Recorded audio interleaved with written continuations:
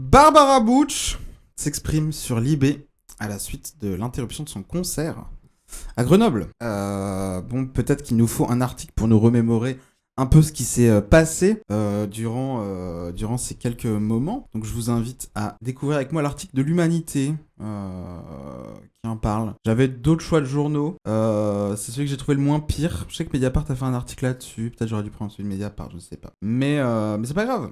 C'est pas grave, on va regarder celui-ci. Et voilà. Le concert de Barbara Butch interrompu à Grenoble, nouvelle friction à gauche et instrumentalisation à droite. La manifestation de militants reprochant à DJ Barbara Butch sa signature d'une tribune soutien à la loi Yadan a conduit à l'interruption de son concert à Grenoble samedi soir. La maire écologiste Laurence Ruffin, qui n'est autre que la sœur de François Ruffin, bien sûr, sachez-le, a annoncé le dépôt d'une plainte, tandis que LFI estime que la mobilisation visait une prise de position politique, évidemment. Droite et extrême droite n'ont, elles, pas hésité une seconde à s'engouffrer dans la polémique. De son côté, le parquet de Grenoble a annoncé mardi 21 juillet l'ouverture d'une enquête pour délit d'entrave concertée aux libertés. Alors, l'appel au boycott, notamment lancé par le groupe local de la France Insoumise, courait depuis des mois. Effectivement, c'est un appel qui était relayé par des tracts depuis longtemps par les groupes LFI grenoblois et pas que LFI d'ailleurs, mais tous les groupes de gauche, voire d'extrême gauche, qui, voilà, en soutien à la Palestine, trouvaient inacceptable que la DJ Barbara Butch soit programmée à Grenoble. Donc, courait depuis des mois. Finalement, face aux manifestants rassemblés devant la scène, le concert de la DJ Barbara Butch à Grenoble ce samedi juillet a été interrompu par les organisateurs au bout d'une vingtaine de minutes. Brandissant drapeau palestinien et doigt d'honneur, les militants reprochaient à l'artiste sa signature en mars dernier d'une tribune de soutien à la loi Yadan, un texte visant à criminaliser la critique politique d'Israël en plein génocide à Gaza, finalement retiré par la Macronie après une pétition rassemblant plus de 700 000 signatures. Vraiment, il y avait une mobilisation massive, 700 000 signatures, c'est énorme, sachant qu'on parle d'un site où il faut se connecter avec France Connect. Je sais, j'ai signé cette pétition de la même manière que le permis de tuer. On doit se connecter avec France Connect, donc croyez-moi, c'est un élan qui nécessite une action difficile. Donc pour qu'il y ait 700 000 signatures, vraiment, je vous assure, se connecter à France Connect n'est vraiment pas chose facile, vous le savez mieux que moi, bien sûr. La mairie de Grenoble, dirigée par l'écologiste Laurence Ruffin, avait décidé de maintenir le 7 lors du festival Cabaret frappé au nom de la liberté de création, d'expression et de l'autonomie des programmateurs culturels. Si nous avons maintenu cette soirée pour ces libertés, nous ne minimisons pas du tout le génocide à Gaza en Palestine. A également fait valoir l'adjoint de la culture communiste, Alexis Monge, qui a porté plainte pour intimidation et jet de projectiles. La municipalité a également annoncé dimanche 19 juillet que la ville déposera plainte afin que toute la lumière soit faite sur ces faits et que leurs auteurs répondent de leurs actes devant la justice. Le parquet de Grenoble a annoncé le mardi 21 juillet l'ouverture d'une enquête pour délit d'entrave concertée aux libertés. Ce délit est puni d'un an d'emprisonnement. Ok, bon, ça c'est les plaintes, d'accord, ils vont faire des sanctions, très bien, ok. Alors que la question du boycott culturel divise la gauche de longue date, Barbara Butch et son avocate Audrey Mslati estiment que dans une tribune au Monde publiée lundi que ce qui est arrivé le 18 juillet n'est pas seulement l'histoire d'une artiste, c'est une question adressée à notre démocratie. Bon, c'est une avocate, bon...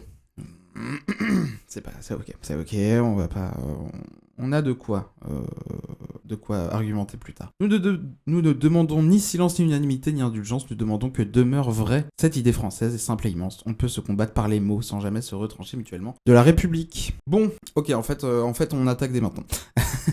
Non, alors cette idée qu'on peut se combattre par les mots, bon, elle est complètement utopique, elle est complètement déconnectée, parce que par exemple, me semble-t-il que Israël ne bombarde pas Gaza, ouais, la Palestine de manière générale, avec des mots, mais bel et bien avec des bombes, me semble-t-il. Donc peut-être pouvons-nous prendre en compte le fait que programmer une artiste qui ne soutient probablement pas le gouvernement israélien, d'après ses dires, mais néanmoins n'apportant pas réellement de soutien concret à la cause palestinienne, c'est aussi démocratiser et mettre en valeur une certaine manière de cautionner ces actions-là.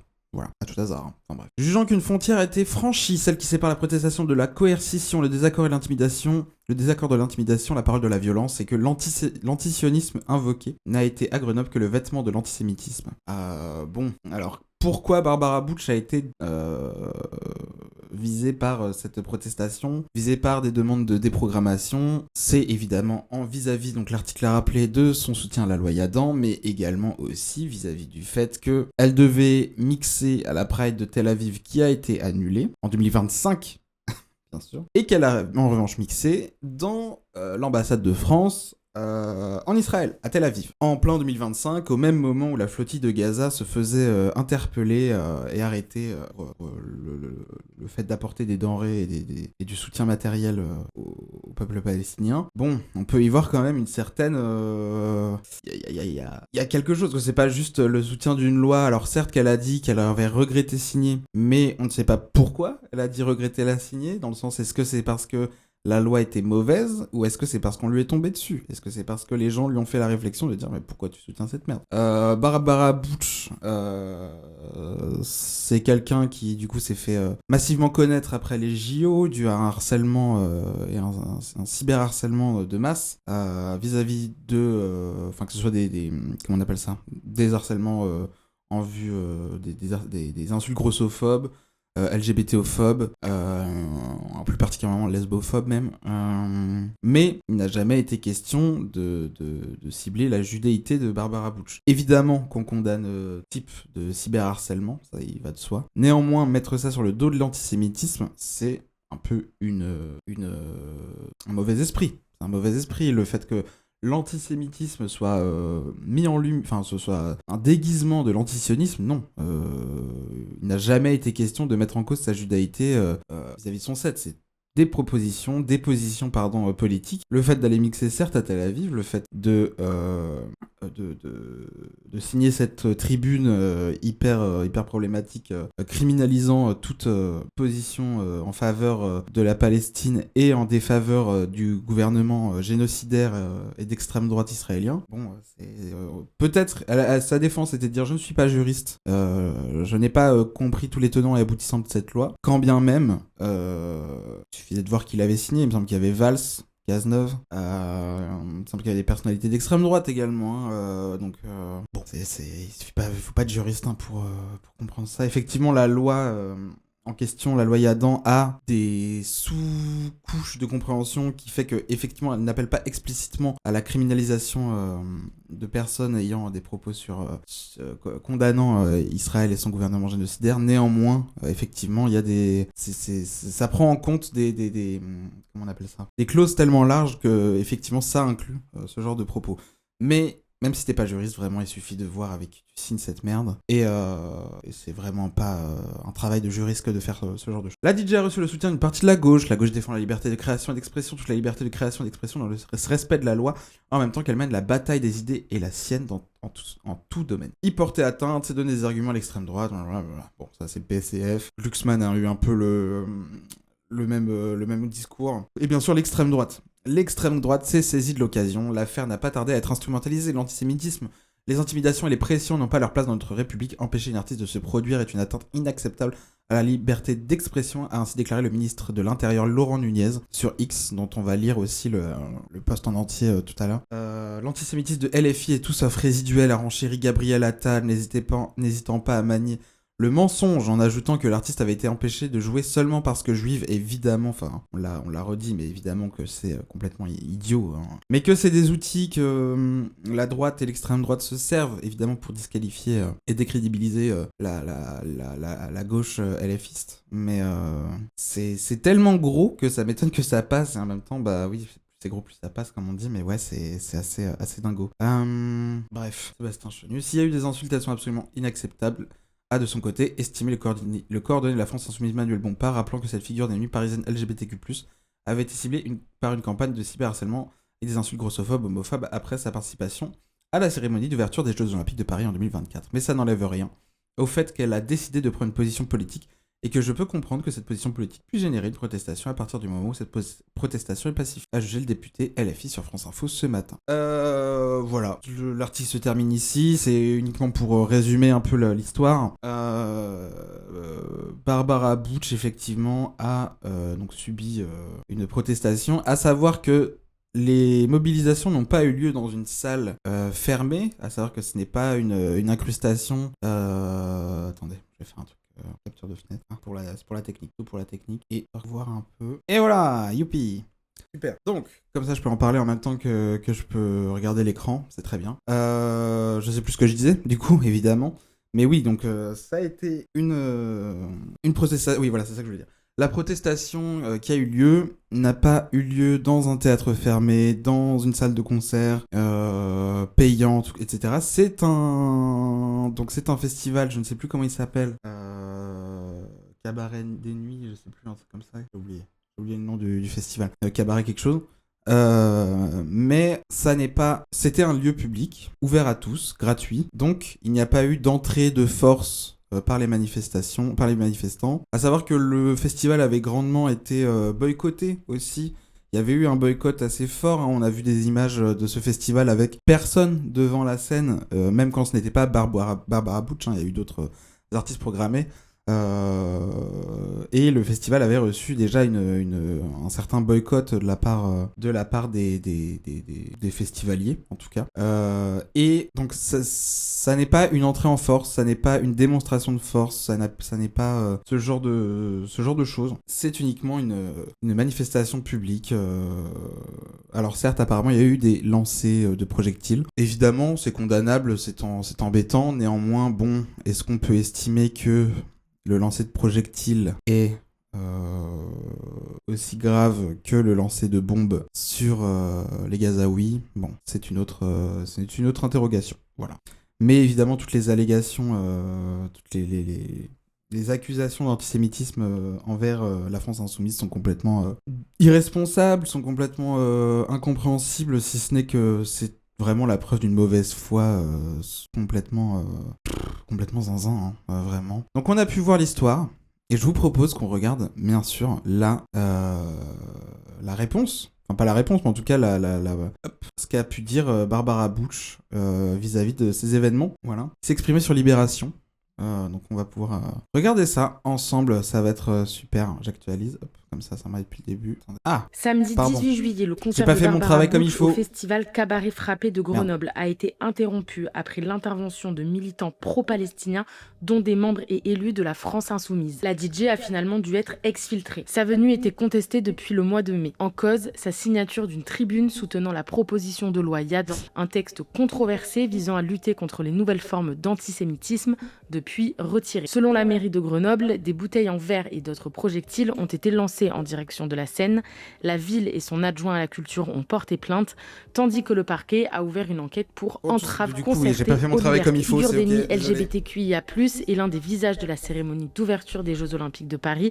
Barbara Butch avait déjà été la cible d'un violent cyberharcèlement antisémite, lesbophobe et grossophobe. Pour Libération, elle revient en exclusivité sur les événements du samedi 18 juillet et répond aux prises de position qui lui sont reprochées. Okay. Est-ce que vous pouvez me raconter ce qui s'est passé pour vous samedi soir au cabaret de Grenoble et comment vous allez? En fait, déjà avant d'arriver, j'étais quand même très sous pression. J'étais déjà dans un mood hyper Donc ça, on l'a vu. angoissé qui s'est passé. C'est-à-dire que en fait, j'ai vu cette foule hyper en colère. En colère contre moi, vraiment. C'était cruel, je pense que personne ne mérite de subir ça. J'ai été quand même caillassée, les gens prenaient, il y avait des personnes qui prenaient des pourquoi cailloux. aussi, c'est intéressant, mais pourquoi Barbara Butch subit cette manifestation-là, contrairement à d'autres personnes? Elle n'est pas toute seule à être comment on appelle ça? À être la cible de... Enfin, elle est pas toute seule à avoir ce genre de position, voire même pire, en fait. Barbara Butch, c'est clairement pas la pire hein, sur l'antisionisme, évidemment... sur le sionisme, pardon. Évidemment, en revanche, là où il y a un sentiment d'hypocrisie, c'est sur le fait que elle est représentante d'une intersectionnalité de lutte, comme elle le dit elle-même, que ce soit sur les luttes grossophobes, que ce soit sur les luttes LGBT, sur les luttes du coup antisémites, effectivement. Bref, et enfin voilà, la lutte pour les droits des personnes LGBT, pour le droit des personnes grosses, ça représente des luttes pour des minorités. Ça représente des luttes sociales. Et forcément, c'est difficile d'avoir quelqu'un qui représente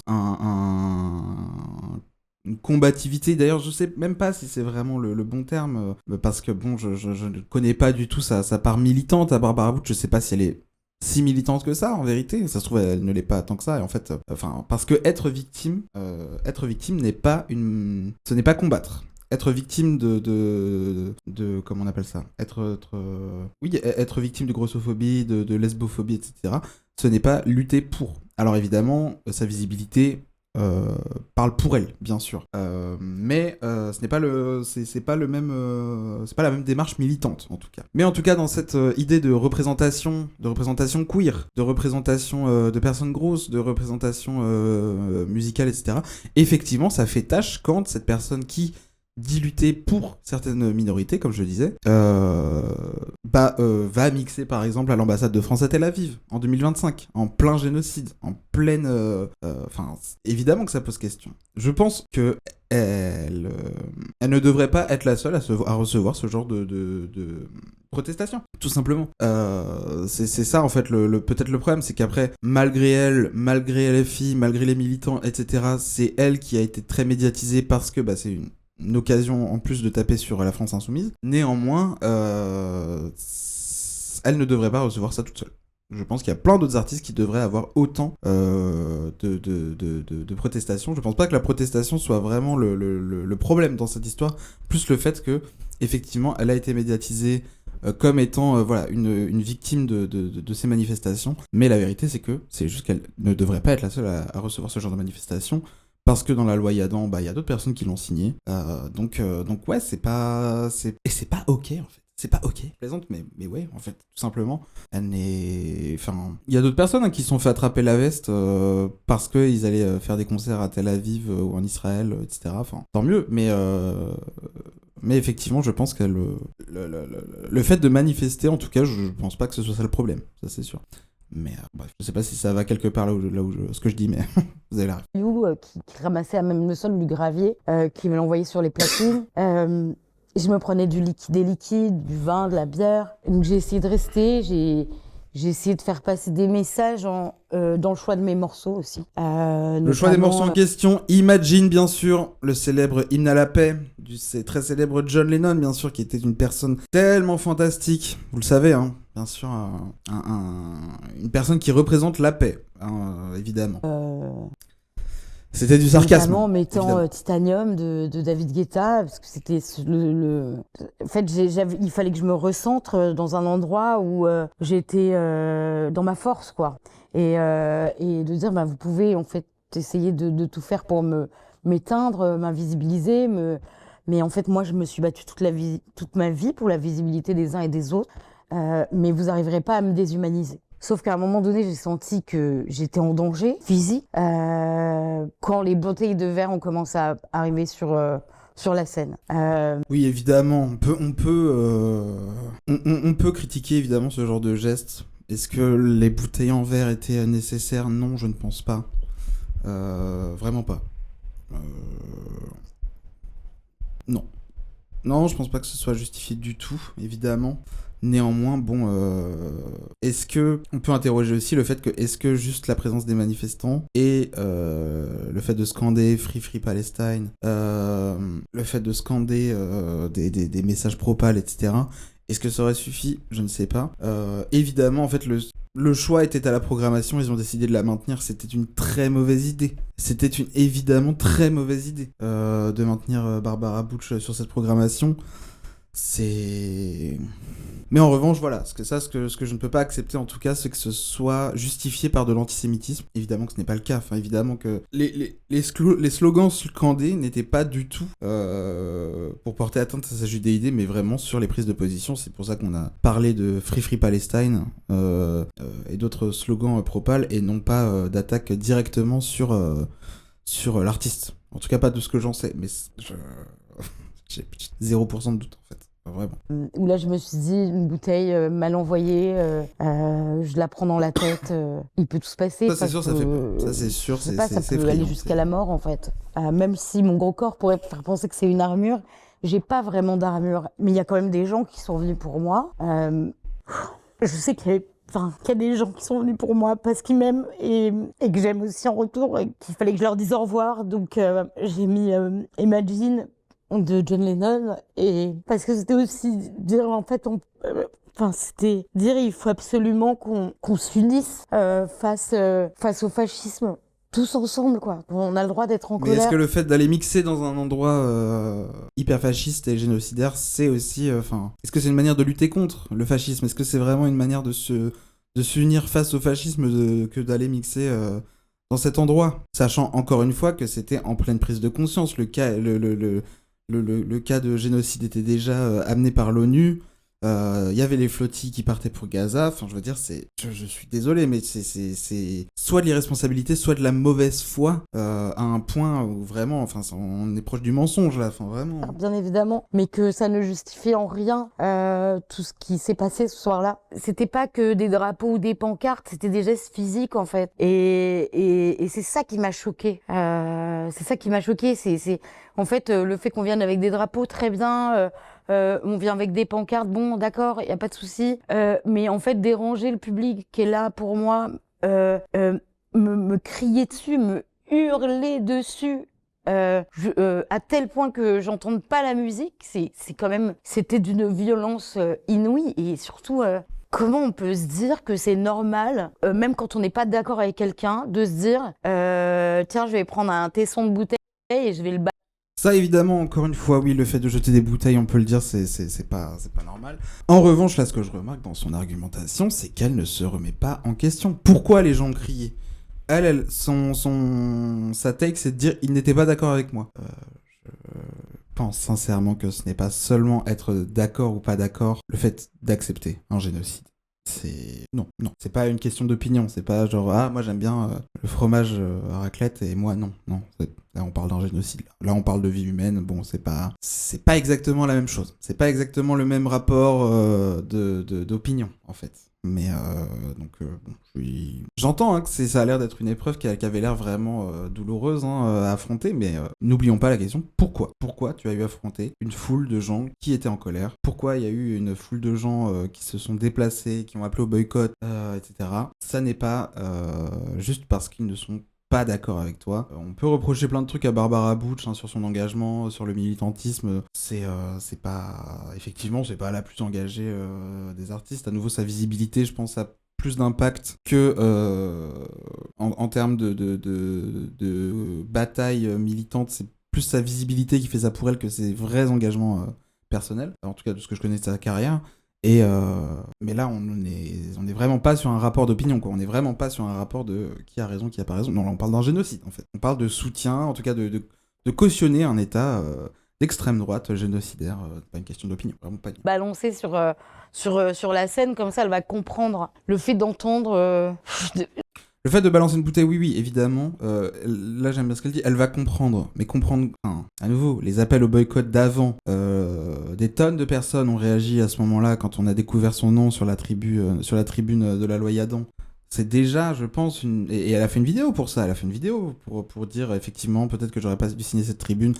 Mais à nouveau, pas parce que cette tribune... c'est pas parce que la tribune était dangereuse, mais surtout parce que on lui était tombé dessus. Donc qu'est-ce que tu retiens de ça? Qu'est-ce que tu retiens de ces retours de ton public? Parce qu'il y en a plein des gens qui étaient fans de ce que représentait Barbara Butch en tant qu'artiste, en tant que personne lesbienne, que personne grosse, plein de gens qui voyaient en elle une vraie manière de pouvoir renverser un peu les stigmates, renverser les standards, et qui ont été tellement déçus par cette signature dans la tribune. Enfin, vraiment, j'en ai vu plein. Moi, je peux pas dire que j'étais turbo fan avant, mais j'ai vu beaucoup de personnes qui étaient très déçues de ce comportement, enfin, très déçues de cette prise de position. Et ces gens-là, ils ont parlé. Ces gens-là, ils ont eu des revendications. Ils ont partagé des messages... parce qu'ils étaient en colère, certes, mais il y a eu des messages très construits. Donc est-ce que c'est vraiment une question de ah bon bah effectivement on n'est pas d'accord, ou est-ce que c'est vraiment une question de j'ai des positions politiques revendiquées et dans ce cas il faut les assumer. Certes, je suis d'accord que ça doit pas se passer par de la violence, dans l'idée évidemment que la violence physique serait à éviter. Néanmoins, après c'est toujours pareil, quand la voix ne peut plus servir, quand les mots n'arrivent plus à pouvoir suffire à... Là, on parle à nouveau d'un génocide, c'est vraiment pas un truc de ah oui, moi je veux qu'il y ait une piscine ici, moi je veux pas qu'il y ait une piscine ici. Enfin, je veux dire, c'est pas ce genre de revendication politique. Là, on parle vraiment d'un truc de vie ou de mort. Donc, ouais, quand les mots ne suffisent plus, bah, effectivement, parfois ça arrive au physique. On l'a vu avec des manifestations envers l'État, on l'a vu pendant les Gilets jaunes, on le voit pendant les manifs pro-Pal, on le voit pendant les manifs pour les retraites, on le voit pendant toutes les manifs de toute façon. Et bon, bah, c'en était une de plus, tout simplement. Mais à ce moment-là, je pense que surtout ce qui est embêtant et ce qui crispe les gens qui sont venus, c'est surtout ce manque d'honnêteté politique, ce manque d'honnêteté de Barbara Bush pour vis-à-vis de la situation en Palestine et par Israël. Parce qu'à nouveau, si on ne soutient pas ce gouvernement, parce qu'elle a dit ne pas soutenir effectivement le gouvernement Netanyahou, etc. Mais si tu ne le soutiens pas, ne va pas mixer à l'ambassade. Ne fais pas la Pride de Tel Aviv. Alors heureusement pour elle, elle a été annulée, mais si elle n'avait pas été annulée, est-ce qu'elle y serait allée quand même? Enfin, c'est hypocrite. C'est vraiment hypocrite. C'est ça qui est embêtant et c'est ça que les gens lui reprochent. Avant tout, c'est cette hypocrisie-là.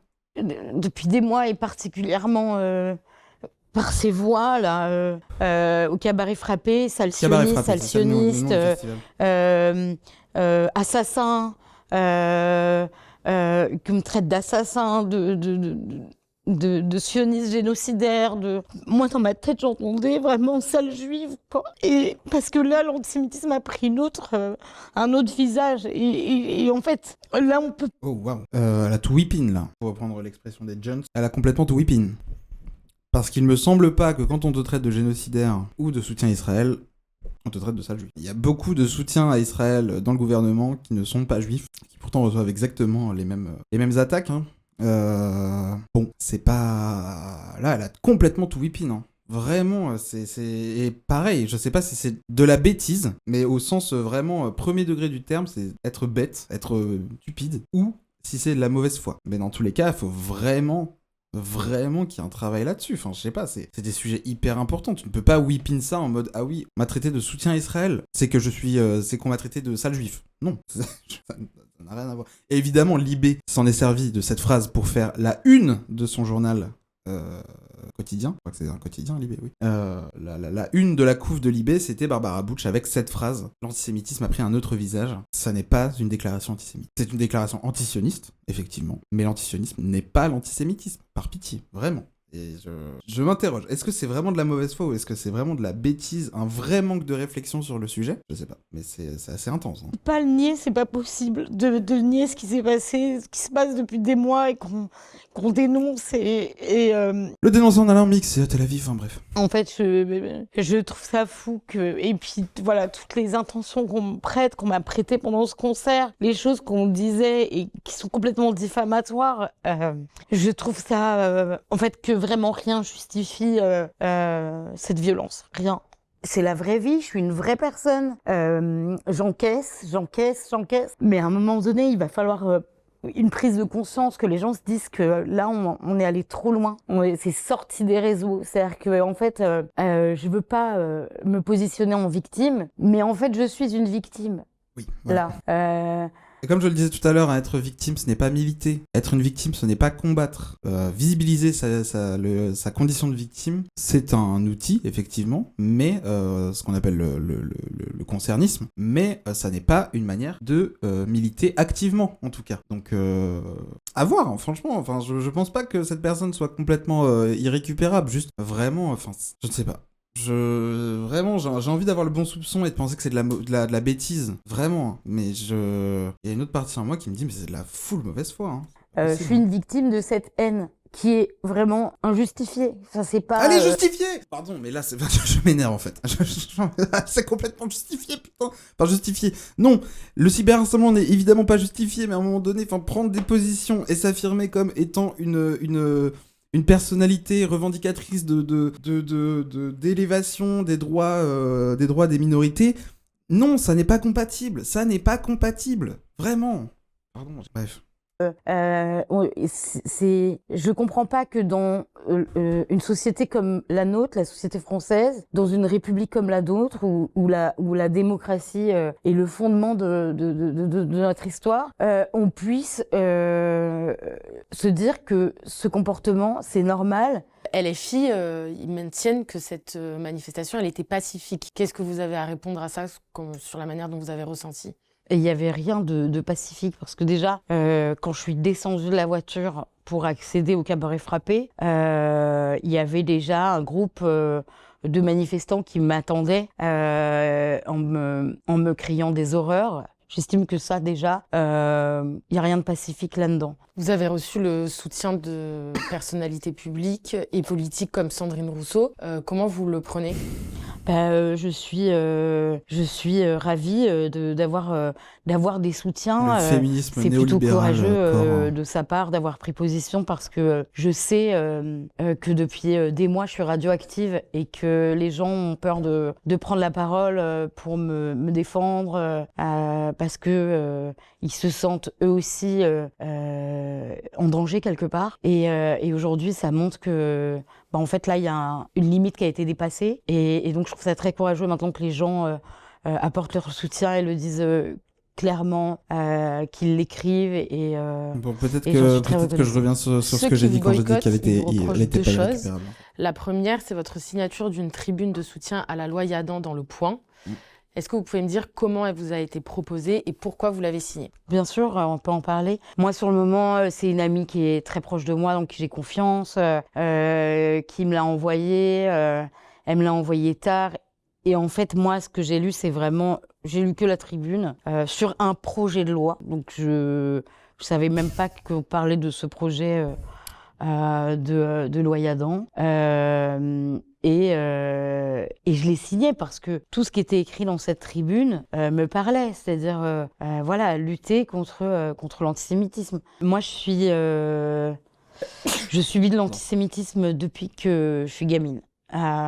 J'ai grandi avec une famille de déportés. Quand j'ai reçu cette tribune, j'ai vraiment juste vu peut-être une manière de me sentir protégée. Il y a beaucoup d'internautes qui vous reprochent votre responsabilité politique en tant qu'artiste, d'avoir signé cette tribune et aussi par rapport à votre carrière de militante. Qu'est-ce que vous avez envie de leur dire à ces gens-là ? Encore une fois, je ne sais pas le dire entre les lignes. On peut critiquer bien évidemment ce projet de loi et il est critiquable. Le militantisme n'est pas parfait. Y a On te demande pas d'être parfait. On demande pas ça, vraiment. On ne demande pas. Là, c'est de la mauvaise foi. Là, c'est de la turbo mauvaise foi. Ok, c'est bon. J'annule l'argument de la bêtise. C'est de la mauvaise foi de ouf. Il n'existe pas de pureté militante. On fait tous des erreurs. On a tous le droit à des erreurs. Et je pense que, en fait, on est dans une société où on peut plus échanger, débattre. En tout cas, c'est devenu très, très, très difficile. Non, effectivement, débattre sur un génocide, c'est fou. Débattre sur un génocide, débattre sur un état fasciste d'extrême droite, oui, effectivement, c'est pas ce qu'on recommande. Effectivement, je pense elle l'a dit elle-même, elle veut se battre contre le fascisme. Je pense que la meilleure manière de commencer, c'est peut-être au moins de combattre, cette extrême droite-là. Je crois pas qu'un génocide est censé faire débat. En tout cas, je comprends pas. Je ne comprends pas. On ne lui reproche rien d'autre que ça, cette prise de position en faveur de l'État d'Israël. C'est tout ce qu'on reproche à Barbara Bush. De la part de la gauche, en tout cas, bien sûr. L'extrême droite, évidemment, c'est des attaques homophobes, des attaques grossophobes, des attaques sur le féminisme, tout simplement. C'est tout. La gauche ne lui reproche rien d'autre que son positionnement en faveur d'un État génocidaire. C'est vraiment... Je crois pas qu'il y ait des débats à avoir là-dessus. Je pense que non, il n'y a pas de discussion, il n'y a pas de débat à avoir là-dessus, c'est tout. Et si vous le pensez, pardon, mais vous êtes complètement stupide, ou alors vous êtes nazi. Voilà, c'est mon analyse. Et il faut absolument remettre au centre la communication entre les uns et les autres. Et ça marche plus. Et donc moi, je demande à ces personnes juste qu'on essaye de réouvrir un peu nos cercles et se re-rencontrer pour échanger et pour faire évoluer. Échanger à propos de quoi ? Cette société va vers des choses qui... Échanger à propos de quoi ? Je pense que vraiment la loi, la tribune de la loi Yadan, pardon, elle a reçu énormément de discours critiques pour la démonter, pour comprendre de quoi il en retournait, pour comprendre exactement les tenants et aboutissants de cette loi. On a les ressources pour pouvoir comprendre mieux aujourd'hui, avec le temps, avec la lecture de personnes qui connaissent les tenants et aboutissants de cette loi et de la loi en général. On peut être critique plus que maintenant de cette loi. C'est le moment de le faire. C'est le moment de faire une vidéo pas seulement où tu dis « Oups, je suis pas juriste, j'ai été un peu con, vous êtes plein à m'être tombé dessus, pardon, t'inquiète. Et après aller mixer à Tel Aviv, c'est le moment de faire une excuse en fait. C'est vraiment le moment d'être là et de dire, enfin frérot, oui effectivement cette loi est plus la merde. J'ai mixé à cet endroit parce que j'ai été con, j'ai fait n'importe quoi. Effectivement, je ne soutiens pas et dire activement de dire non, je ne soutiens pas ce gouvernement.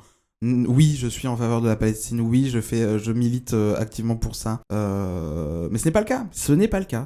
Donc c'est purement un discours hypocrite qu'on est en train d'écouter là. Ressemble et qui nous rassemble. Le Là, deuxième parler d'un reproche truc qui visait d'échanger, de machin, mais à un moment donné, enfin, je ne sais pas, mais c'est d'un manque cruel de conscience politique. Je ne sais pas. Enfin, et j'ai vraiment pas envie de la penser aussi idiote que ça. Je suis désolé, mais je pense que quand tu évolues dans des milieux féministes, dans des milieux queer, tu es censé quand même avoir une conscience de ça, quoi. Un minimum de conscience politique. Enfin, vraiment. dressé, c'est d'avoir répondu à une invitation de l'ambassade de France à Tel Aviv en juin 2025, au moment où l'armée israélienne intensifiait ses opérations à Gaza. Est-ce que vous pouvez clarifier la situation ? Oui, bien sûr. J'ai été invitée par mon ami. Frédéric Journès, ambassadeur de France en Israël, dans sa résidence. On a fait une petite...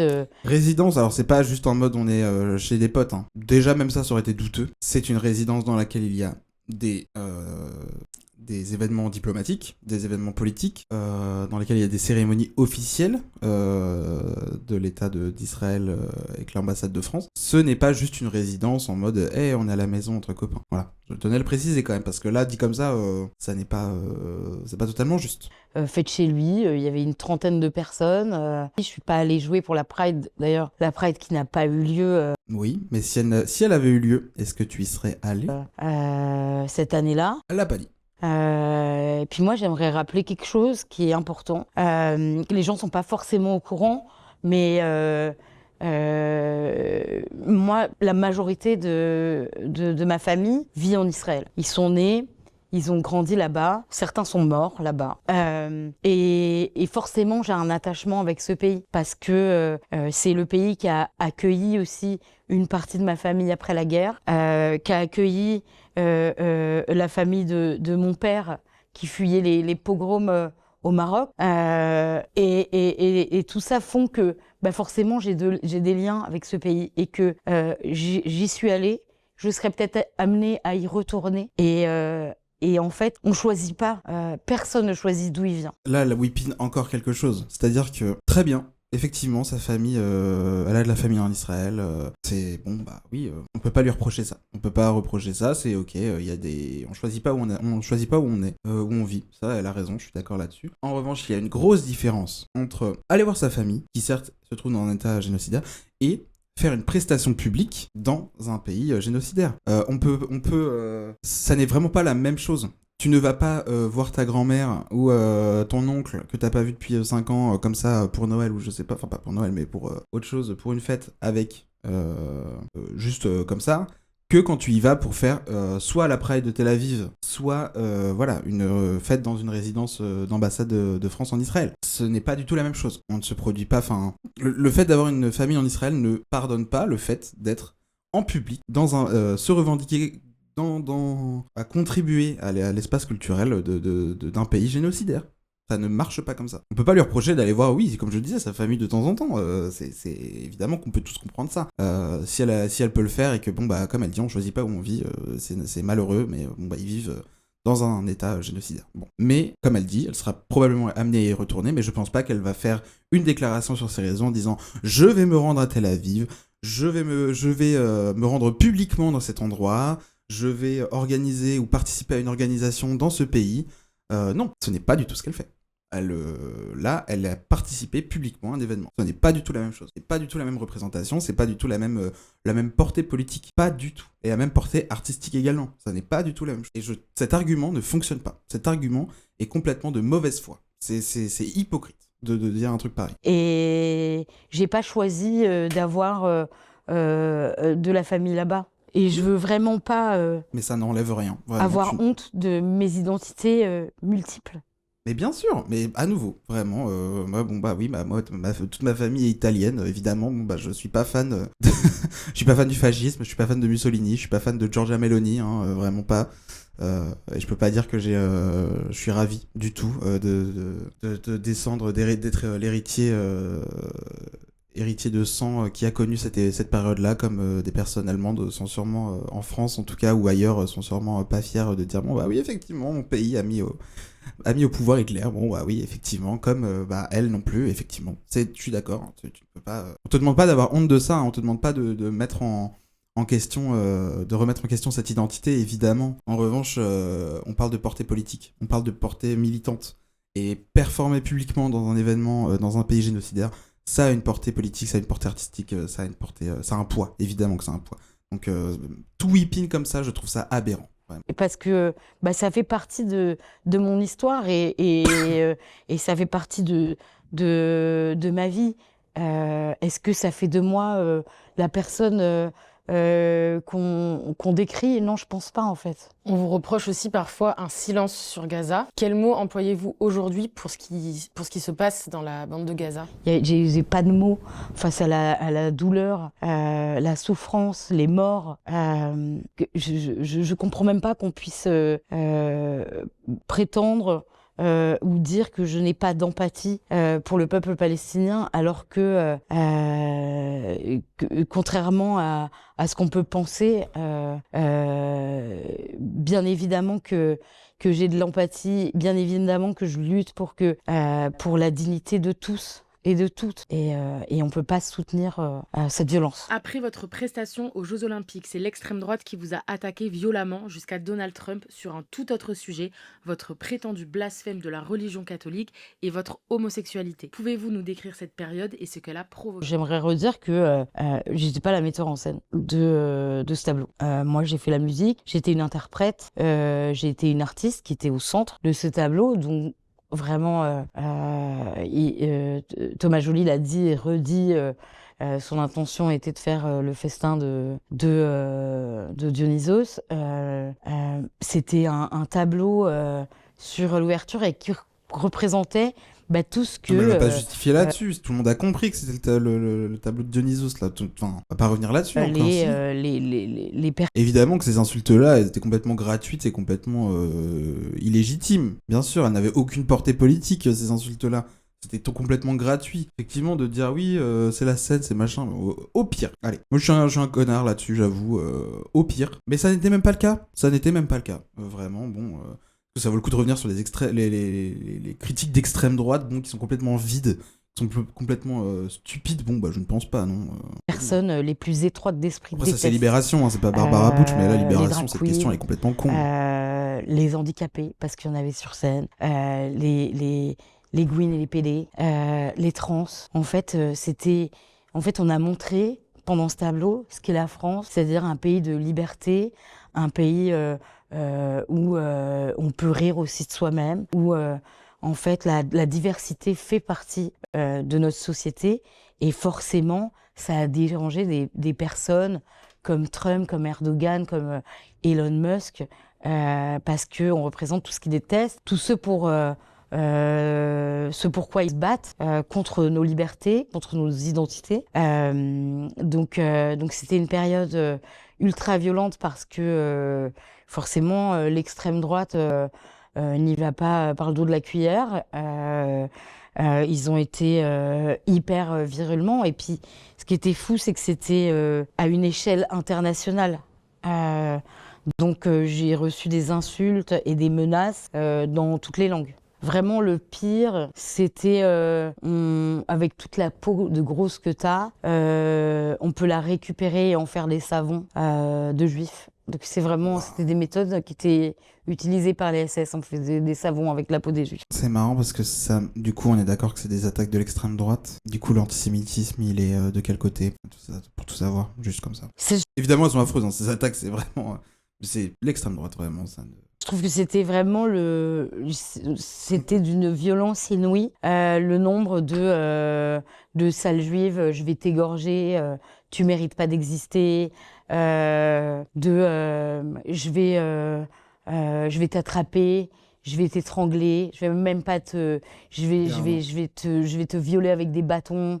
C'est tout ce que vous méritez, vous les juifs. Genre, vraiment, c'était assez inédit et extraordinaire. C'était vraiment hyper flippant. Et puis en fait, ça disait déjà quelque chose de ce que la société est en train de devenir. Le fait qu'on veuille bâillonner les voix de la liberté, qu'on veuille bâillonner l'expression de soi, nos identités, en fait, il y avait déjà, moi je sentais déjà le danger venir. Et aujourd'hui, par rapport à ce qui s'est passé samedi, comment vous vivez le fait que certaines personnes qui vous ont critiqué à ce moment-là vous défendent? De toute manière, on est dans une société de récupération et d'instrumentalisation, donc je suis pas dupe, je vois très bien ce qui se passe de tous les côtés. En attendant, moi j'essaye de rester intègre avec la personne que je suis, avec l'artiste que je suis, à défendre les valeurs que je continuerai de défendre coûte que coûte. Moi je suis là pour parler de moi, de ma personne, de mon identité, de mon vécu et de mettre en avant aussi ce qui s'est passé et de dire bon ça c'est vraiment on a franchi un pas, on a franchi une limite, c'est pas une sonnette d'alarme, là on est vraiment dans la sirène.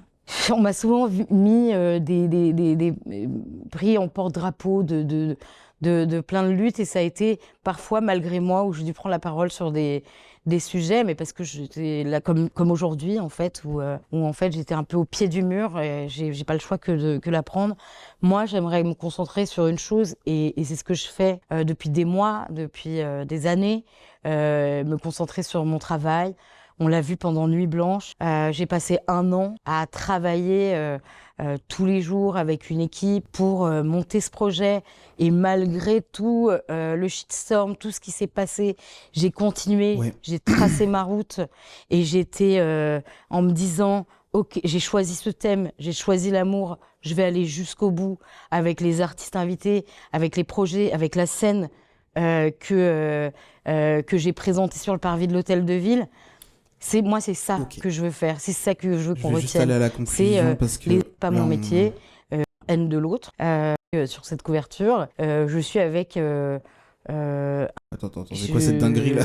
C'est très difficile à porter quand même comme charge. En fait, là, par exemple, je suis en couverture d'un magazine d'extrême droite. Et ce qui est fou, c'est que sur cette couverture, je suis avec un représentant, un militant de la France Insoumise. Et on représente ce que l'extrême droite exècre et déteste le plus. Et ce qui est fou, c'est de m'en prendre d'un côté comme dans l'autre et d'être comme ça au milieu.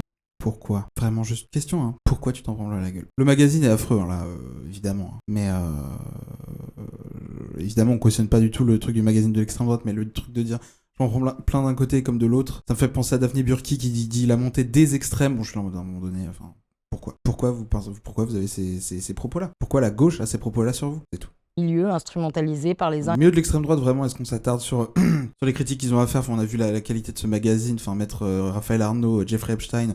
Le magazine s'appelle Omerta, enfin, je veux dire, à un moment donné, au bout d'un moment, il faut aller manger ses morts, ça n'a aucune comment on dit, crédibilité politique ou quoi que ce soit, ou éditoriale, ou vraiment quoi que ce soit. Mais du camp dont elle-même se revendique, à savoir la gauche, pourquoi elle reçoit des critiques? Pourquoi même de son propre public, certaines personnes lui ont reproché des choses, c'est tout. Il faut juste s'interroger là-dessus. Hein.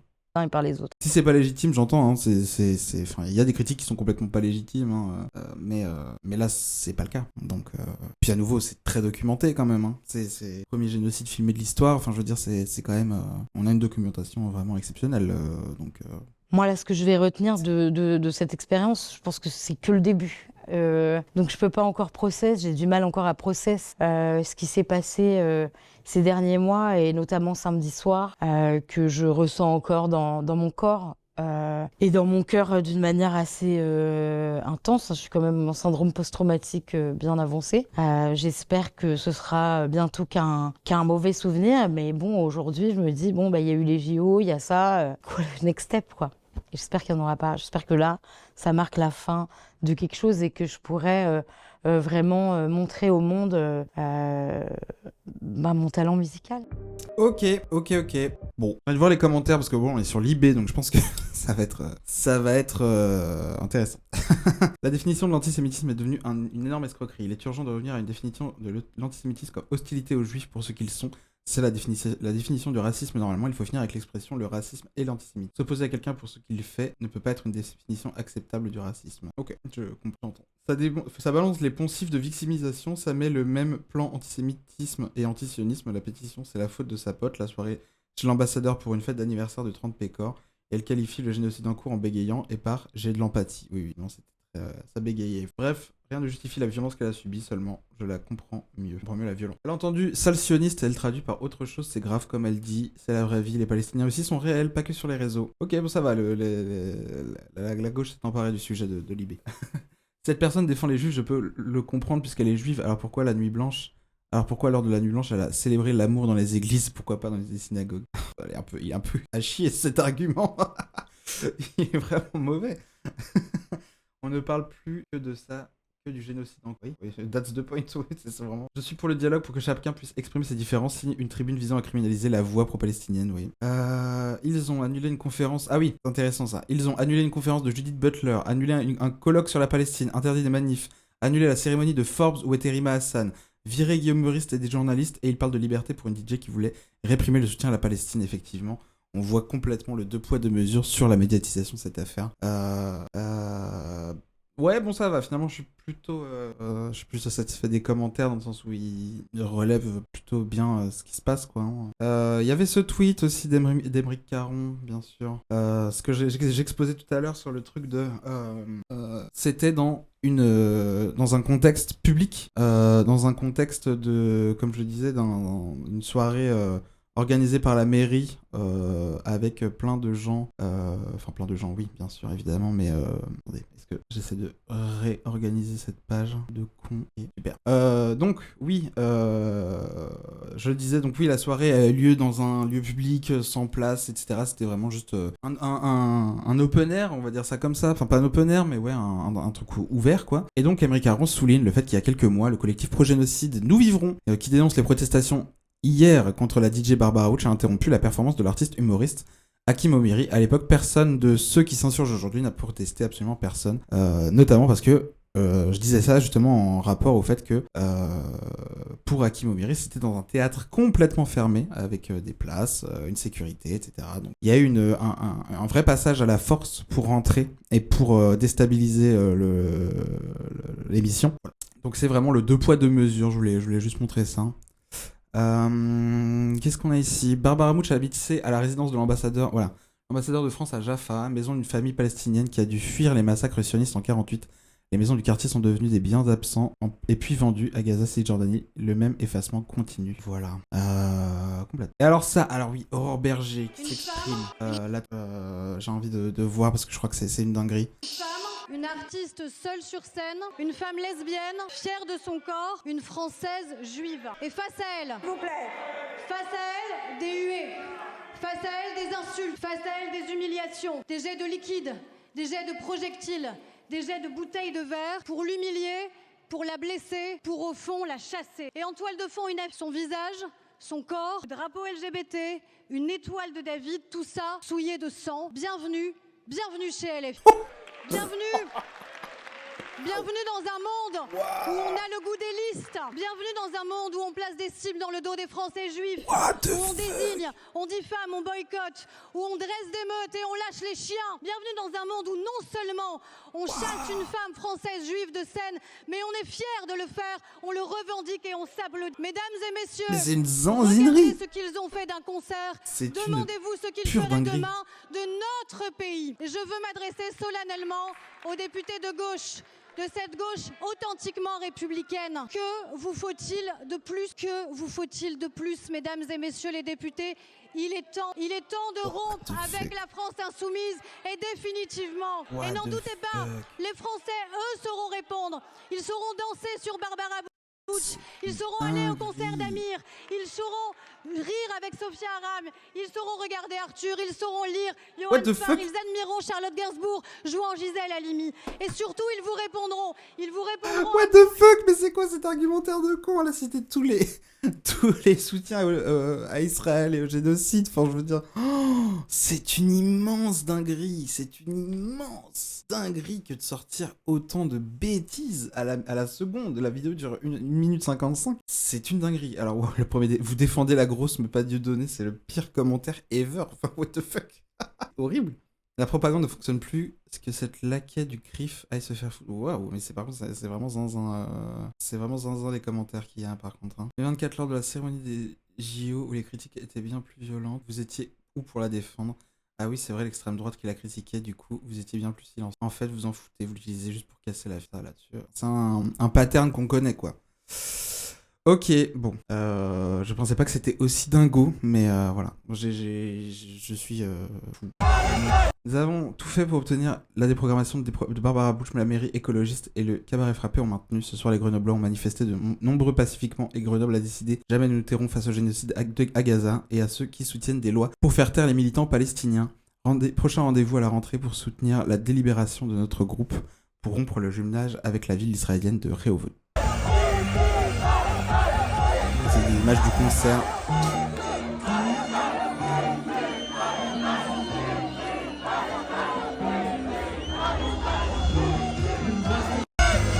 Ok.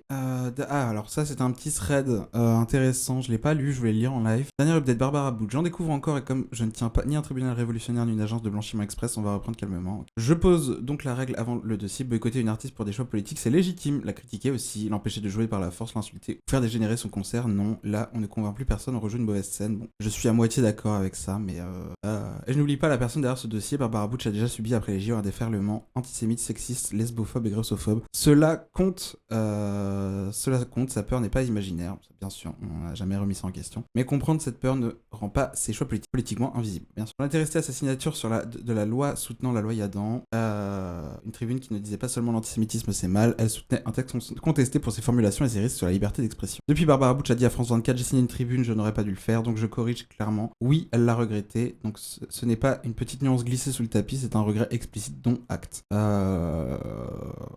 Pareillement, à nouveau, moi, ce qu'on reproche, c'est surtout pourquoi elle regrette. Pourquoi regretter, c'est avoir signé cette tribune, si c'est pour dire j'ai de l'empathie avec le peuple palestinien, bien sûr, sans mettre en lumière le génocide subi. Et ce regret compte, je suis juif moi aussi, je sais que la peur de l'antisémitisme peut produire, surtout après le 7 octobre. Je ne vais pas lui expliquer depuis mon canapé comment elle aurait dû ressentir ce qu'elle a vécu. Ok, très bien. Attends, je vais descendre un peu. Ok.